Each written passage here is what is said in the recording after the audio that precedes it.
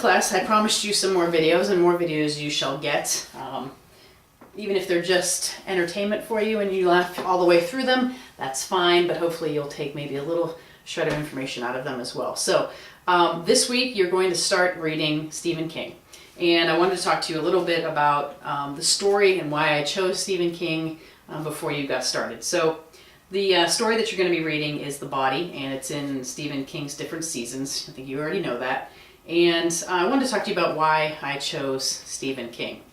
Of all the authors in the world, why would I choose Stephen King? One, you cannot deny his overall popularity. I mean, if you want to be truly startled, go to stephenking.com, click on the library, and scroll down through the list of his works. I started counting them, then I gave up because it was just too time consuming, but the amount of novels and short stories that he's written have been, the number's just overwhelming.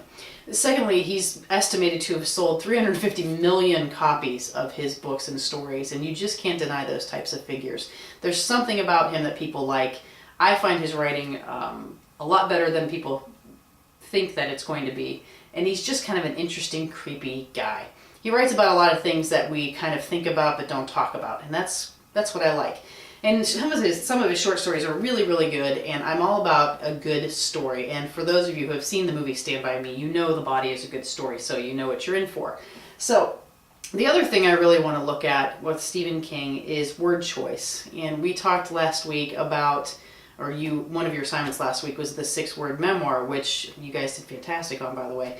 But I really want you to look at word choice as you start your reading of this particular short story. King uses a lot of descriptive words, and maybe more than a lot of other writers. He really painstakingly takes the time to set the scene for you so you can visually see it in your head. And that's one of the things I think that people really like about his writing, is that it's very visual. You want to try to strive for that in your writing. You don't want to overload your reader with adjectives, but at the same time, you really want to take your time and pick the words that are really going to describe what it is you're trying to convey. So with that in mind, you're going to start reading The Body this week. You're going to read chapters 1 through 6, which isn't a whole lot of reading, so don't be worried by that. That sounds like a lot, but it's not. And then your assignment in your folder really wants you to take a look at something much even smaller. I want you to only look really closely at chapters 1 and 2 of The Body, and really look at how King goes about setting this scene for you, and the way he describes where the boys are, what they're doing, what their personalities are like. You really get a ton of information within those first few pages of this short story, and that's what I really want you to look at. Then I want you to find a passage within those first 2 chapters that you really like and post it in the discussion board and tell your classmates why you picked that particular passage. Maybe you just like the way it sounds, maybe it's funny, maybe it's kind of revealing about a character. Just find a little section of those 2 chapters that really caught your eye or caught your mind, and share it with the rest of the class.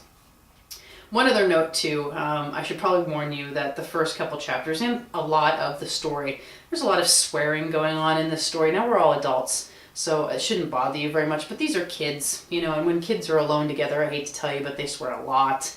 And so I don't want you to be off-put by that, but it's a lot of swearing, so get used to it. They're teenage boys, and that's what teenage boys do. So I just wanted to let you know that that was coming beforehand, so that when you open the book in the first 3 pages, there's 52 swear words.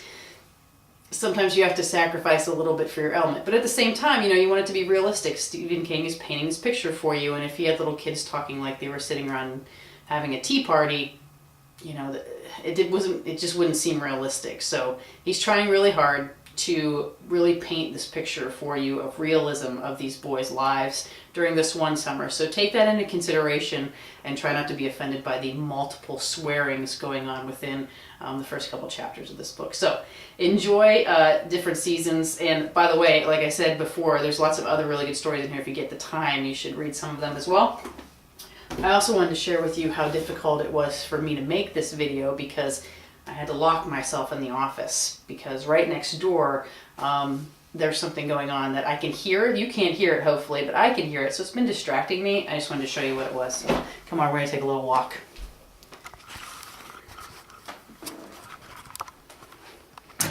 Over here, right across the hall, I had to lock up that one, the beast. He hears me making the video. He's not happy about it. He would rather go outside for a walk. Wouldn't you, Jack? Did you want to go for a walk? Is that... Oh, yes. All right, class, well, have a good week. Enjoy your reading.